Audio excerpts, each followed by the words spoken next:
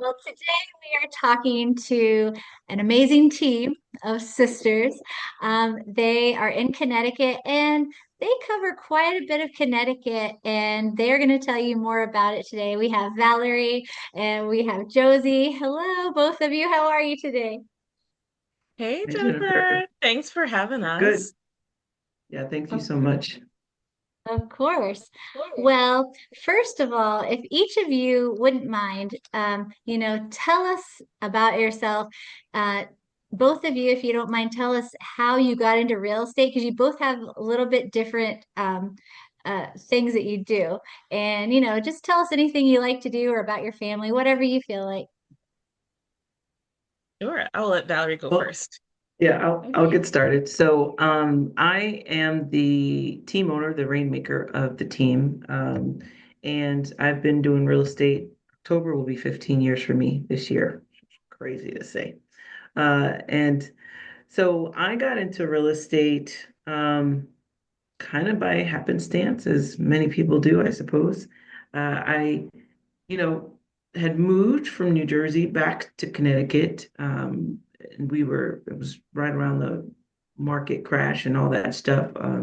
And was just looking for my next, right? And had my husband and I had already been investing in real estate, and we really enjoyed that process. And just was having a hard time finding a job in the field that I went to school for. And when we came back to Connecticut, as I'm trying to kind of figure out what I want to do with myself, I knew that I wanted to stay connected to real estate at the very least. So I decided to get my license, and I don't know, that's kind of the I never really looked back from there, right? Got my license and I've learned how to help others with their real estate goals and needs, and investors and first-time home buyers alike, and sellers. So it's just something that has grown and developed into where we are today.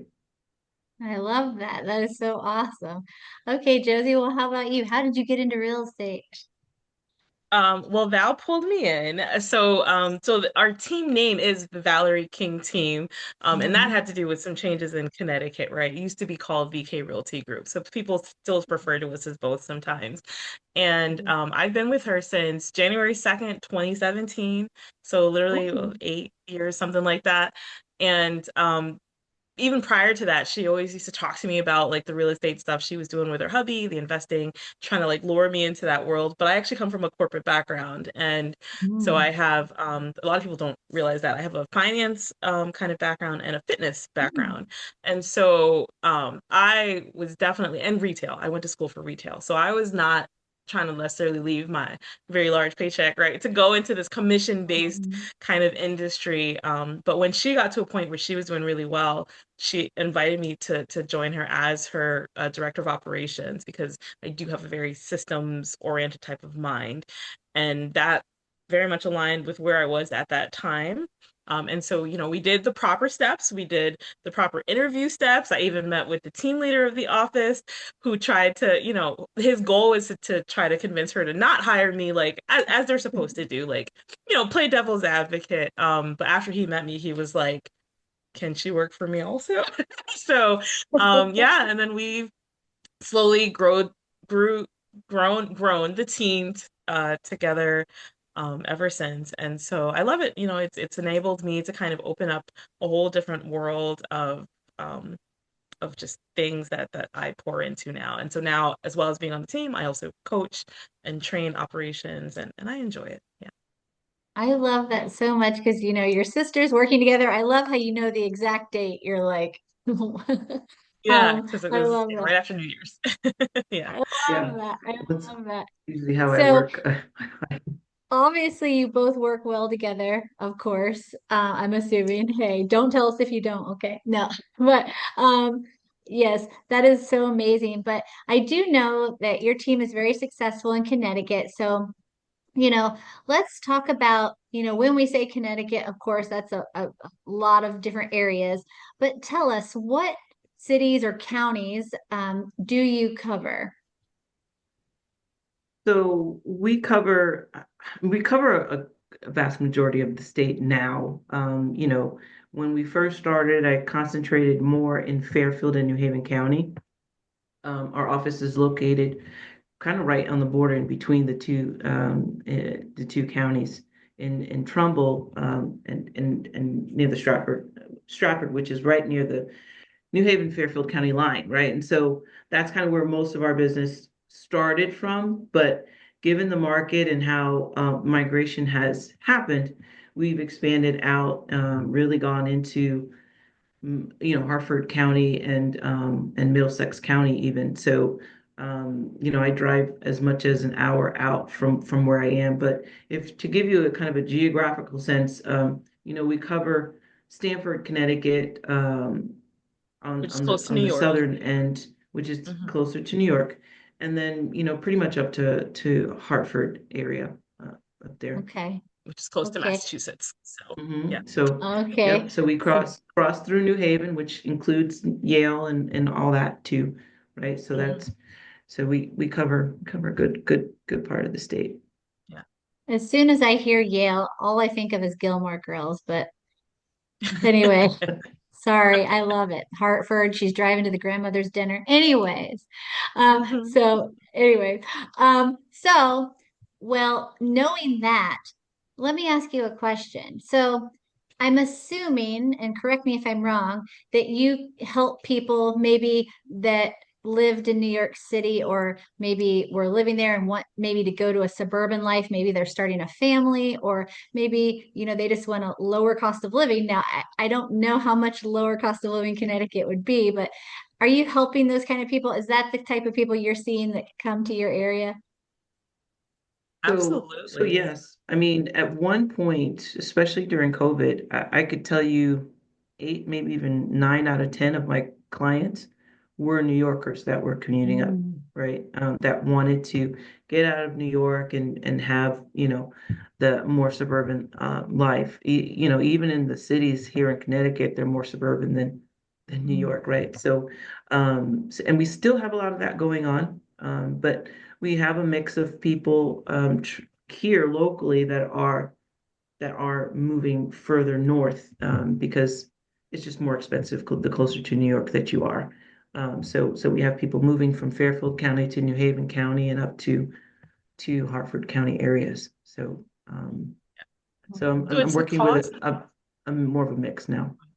I would say the cost and also the schooling. We get that feedback a lot, like where people don't want to raise. So to your point, like you said, raising a family, they don't necessarily want to raise like a child in the city, right? Where they'd rather come a little further out to a more residential type area, and Right. just commute in for their job. And like it's easy enough to hop on a train and go into Manhattan or depending on where in New York they're working. Okay, that makes sense. So Hmm. we kind of know what areas you cover, and that's one sector that we'll talk about. But tell me for your area, what is the median price that someone could expect? I looked this up today, actually. So for Go the ahead, whole please. state, right, to show you the difference of the areas that we cover, the entire state median sales price is 400,000, right? And that is Mm, not what people would think when they think of Connecticut. mm, Now, Fairfield County, where we reside and where our office is, right, the part that's closer to New York, it's actually a little over 600,000 is the median mm. sales price versus like New Haven County, the next one over is closer to 350. And so it just Mm. shows that disparity, if that's the right word, right? The wide range. And then, Hartford and everywhere else is going to be different as well. So it is a very broad range of clientele that we serve, as well as just a lot of investors because of the fact that there's that influx of clients, moving from New York, like we said, into Connecticut. So you do get investors who want to scoop up good properties that they can lease out, to those potential commuter clients. Yeah, that makes a lot of sense. And I was going to ask, you know, what type of investors, but first, let me ask you, in your area, in the counties that you serve, what type of industry do you see there? Like, do you see people moving there for a certain type of industry, or what kind of companies are there where people are relocating there?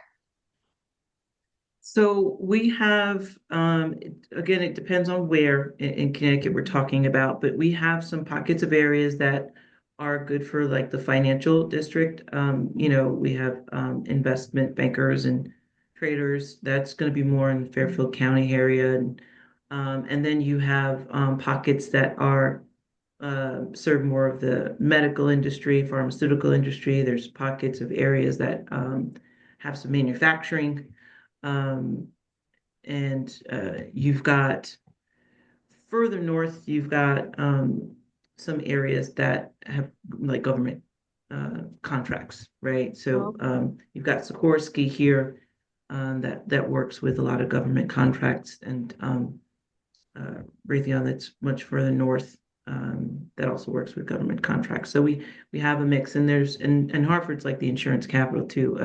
So Yeah. there's you know, a ton of different types of insurance companies and such out there too. So And the certainly agricultural Okay. have a base. mix.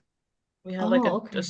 fairly decent footing in a certain part of the state where there's like farms and things of that nature, which again, people wouldn't necessarily assume or think of that when they think of Connecticut, but we do have a Right. decent Right. agricultural. So it brings up, yes, there's opportunities for people in your area for investing, whether, do you see a lot of people coming to invest in the Airbnb type midterm, short-term rentals or more single family homes just to rent out? Or are they, buying up condos to rent out? What are you seeing? We do have a mix of all that, honestly. Although I don't know that the Airbnb is as strong here. There are some areas, like close to Yale and certain areas that may have some of those, but you'll see a lot of the investors that are buying those properties to rent out, like to students and families, because the rental market is pretty strong. I mean, at one point it had gone up, appreciated over 40% in just a 2 year time span after COVID. So um, with the market having been that strong, you'll see a lot of residential um, and multifamily purchases for renting out. That's the strongest investment market that I believe we have. Okay. I agree. There's another population that I've been asking everyone about, and I'm just so curious because as you go to the Northeast, for example, you might not have as much land available. You said that there is some farming and things like that. However, are you seeing a lot of new construction? And the reason I ask is because, some places, again, don't have as much land to build on. Here in Indianapolis, we are seeing so many new constructions because, of course, we do have a lot of land outside the city. The biggest population that I have seen and heard that wants to downsize, for example, and we talk about this a lot on our calls, that population that's looking is empty nesters and things, they are looking for those. And it's funny, I call them ranch homes. People in the South call them ramblers, one-story homes, patio homes. Are you seeing like developments of those being built, or when you have downsizers, where are they going? You have enough ranches or one-story homes for those people? All right, two-part So question. yeah, that's a good question. So new construction has slowed down significantly in Connecticut, unfortunately. I mean, we are um, vastly behind. And it's one of the reasons why it's hard to foresee a slowdown here in Mhm. Connecticut because we're so far behind with the new construction inventory to that we need in order to fill the need of the up and coming buyers. Hmm. So there's Hmm. there's land, but a lot of it again is concentrated and further out in the outskirts of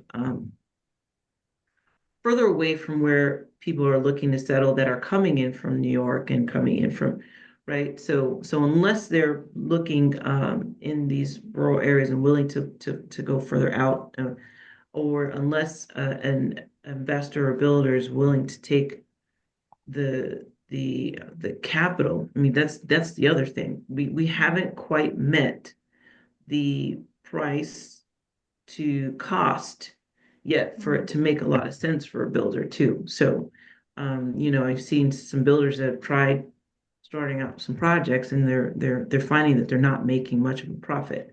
Mm. So whole communities are really not happening as much unless you're a Toll Brothers or something that's, that has a way to do it in mass. So we have a couple of those, but not as much as we need for sure. Hmm. Yeah. Um, So if you're an so the, investor the watching this, downsizers, invest. what was that? I said, if you're an investor watching this, then like, yes, there's opportunity for capital investments in Connecticut because yeah, Yeah. we're very much a seller's market, and new construction would help for sure with more inventory. Yeah, so the downsizers are having to they're not as many of them are doing new construction. Now there is some going on. Now don't get me wrong, there's not none. It's just we don't have a ton, right? And so there's pockets of new construction going on here and there. So a lot of downsizers are going to either nice condos or Mm. they're 55 especially plus. if they're able Mm. to buy with a significant amount of cash from the equity. They can kind of they have an edge in their buying power, right? In their offering Mm. to be able to secure some of these smaller homes, like a ranch. We call them ranches too, ranches, raised ranches, or condo. We have a lot of condos that are suitable for downsizers here too. A lot of condo communities. Hmm. Yeah, we Yeah, have condo condo communities communities. that are still like single family homes, which is Mhm. that happy medium when they can find that. So they still pay an HOA, so someone else can deal with like the lawn and stuff like Yeah, that, right? And it gives yeah. them like a clubhouse to be part of for that kind of community feel. But Some essentially, of them are 55 and older as well, like for the older community. So that makes it nice for some folks to be able to, I mean, some of those are really active communities too. right, Ah, hmm, So there are options for sure for right. downsizers here. And a lot of okay. people just move out of state, honestly, because it's cold. And I mean, we are in New England, Well, so yeah, you get the people who like to go south or just move closer to their, adult True. kids or something like that. Yeah. Well, and that brings up a good point. So yes, if they're downsizing, they may be moving to Florida, Arizona, wherever they move, right? I do talk to Georgia. people in Florida because we're all kind of connected and we all talk to each other. So and they say, just like you said, lots of people from New England coming to Florida. And this is a good time to go to Florida because not that they want you to leave Connecticut, but there's a lot of inventory and the price may be right. Yeah, So yeah, I I think that that's smart because it's not fun to be in the cold. Same with Indiana. Yes, we are Yeah, you get it. building tons of those 55 plus communities and things, but ultimately you have to be, it's it's not as cold as it used to be. I know that that sounds weird, but it's not like because we haven't had a lot of snow the past few years, but you have to be hardy if you want to stay here, if you want to live a warm life, then you need to go to Florida or something like that. But um so with all that being said, I think you mentioned Connecticut's a seller's market still. Yes, very much. Um, well, yeah, it, there's yeah. pockets of that even still. I mean, there are some areas and price point ranges that are not moving as quickly as others, but in general, we are very much still in the seller's market. So, if say someone watching this video wants to move to your area, you're in a seller's market, what advice would you give them? Say, because for example, say someone wants to come look on the weekend. Well, sometimes maybe in a seller's market, things might be moving quickly. So, what advice would you give someone uh, about looking in your area? Maybe where to look or what they need to be prepared to do. So one thing is make sure that you're getting listings immediately, right? When you're looking in our area, make sure that you're working with a professional that's able to get out there with you, and make sure that you're covered to if you need to go out to say that they can make sure that you get into a property, right? That's really important. So I make sure that we have leverage, that I have leverage that allows me to get people in whether I'm available or not. The other thing is, while we are saying it is a seller's market, there is still a lot of opportunity for our buyers. I am still getting buyers under contract, so don't go in with a defeated mindset. just know that if you see a property that you love, that is brand new on the market, good chance there's a couple other people who are going to think that that love it too. And so be prepared to leave some room in your budget, right? If your budget is 450,000, maybe keep your search around the 400,000 mark. So that way Mhm. you have room to bid up and stay within your budget, right? Keep your numbers where they need to be, but you can be competitive in this market because the houses are being listed, good listing agents are listing them competitively, so that there is room to bid up on the properties because that's still happening. So basically, Yes.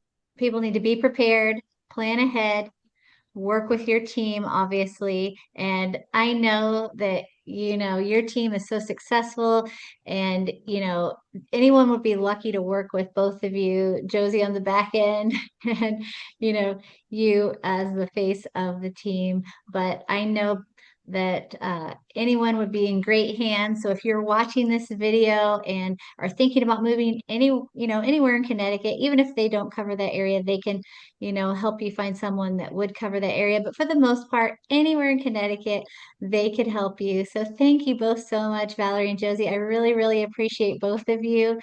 Thank you so much for talking today. Thank Thank you. you. Thank you so much, Absolutely. We love, Jennifer. We appreciate you too. all of our realtor partners across the state, across the country. So this was a Right. pleasure. Hey, thank you so much. Well, I hope you both have a wonderful day. You too, You hon. too. You take care.